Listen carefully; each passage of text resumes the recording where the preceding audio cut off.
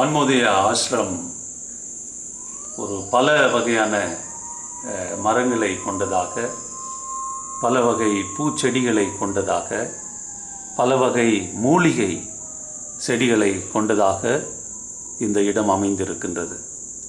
பலர் இந்த இடத்திற்கு வந்து போவதற்கு காரணம் இங்கே இருக்கின்ற இந்த மரங்களினால், செடிகளினால், கொடிகளினால், இங்கு இருக்கின்ற பறவைகள் உருவாக்குகின்ற அந்த சத்தங்களை கேட்டு அமைதியை அனுபவித்து செல்லவே இங்கு பலர் வந்து போகின்றார்கள். இந்த ஒரு இயற்கை சூழலில் மன அமைதி கிடைப்பதோடு இந்த ஆன்மீக பயணத்திலே ஒரு முன்னேற்றத்தையும் மக்கள் கண்டுகொள்வதை என்னால் பார்க்க முடிகிறது. இந்த மரங்களோடு, கொடிகளோடு, செடிகளோடு, இந்த அழகிய புல்லோடு சேர்த்து இன்னும் பல விஷயங்களும் இதனை சுற்றி இருக்கின்றன. வயல்கள், இந்த வயல்களிலே நெல் மணிகள் விளைகின்றன. இன்னும் பழமரங்கள் பல இருக்கின்றன. அதோடு மட்டுமல்லாமல் நறுமணம் வீசக்கூடிய மரங்கள் கூட இங்கே வந்து போகின்றவர்களுக்கு ஒரு மனதிற்கு அமைதியை, மகிழ்ச்சியை கொடுக்கின்றது.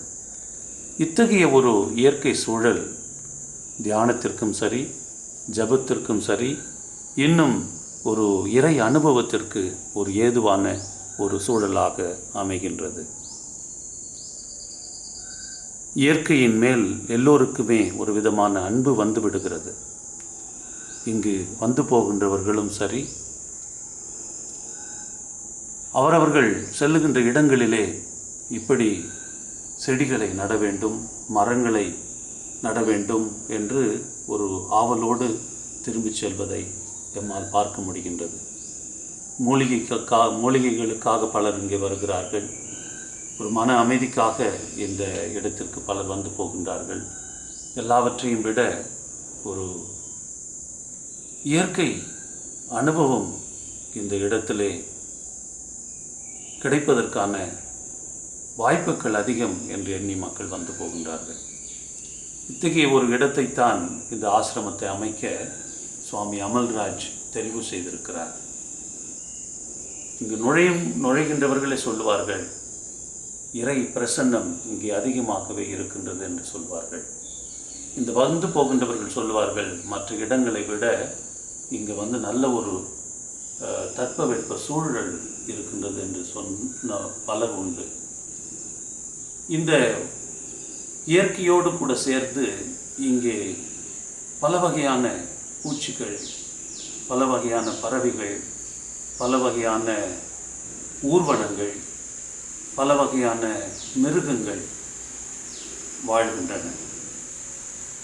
பள்ளிகளும் அதிகம் உண்டு, தவளைகளும் அதிகம் உண்டு, பாம்புகளும் இங்கு உண்டு, பூச்சிகளும் உண்டு, பல வகையான பறவைகளும் உண்டு. அதிகமாக நாங்கள் செய்கின்ற தியானங்களிலே இந்த இயற்கை தியானம் என்பதை இங்கு வந்து போகின்றவர்கள் விரும்பி செய்கின்றார்கள். சூரியன் உதிக்கின்ற பொழுதும், சூரியன் மறைகின்ற பொழுதும், இன்னும் இதற்கு இடையிலே ஆங்காங்கே மரங்களுக்கு அடியில் உட்கார்ந்து தியானம் செய்ய விரும்புகிறவர்களும் உண்டு. எனவே ஒரு இயற்கை சூழலே ஒரு தியானம் செய்வதற்கு ஏதுவான ஒரு சூழலாக இருக்கிறது. ஒரு இயற்கை சூழலே ஒரு இறை அனுபவத்தை நமக்கு உறுதி செய்யும் என்பது இதிலிருந்து ஒரு திண்ணம். எனவே இயற்கையை நேசிப்போம், இயற்கையோடு இணைந்து வாழ்வோம். மனித உறவு என்பது இறைவனோடு மற்ற மனிதர்களோடு மட்டும் கட்டி எழுப்புவதல்ல, இயற்கையோடும் நாம் நம்முடைய உறவை கட்டி எழுப்புகின்ற பொழுதுதான் ஒரு முழுமையான வளர்ச்சி மனிதர்களாகிய நம்முடைய வாழ்விலே வருகிறது. அதே சமயம் அந்த இயற்கையோடு நாம் கொண்டிருக்கின்ற உறவுதான் நம்மை அந்த இறை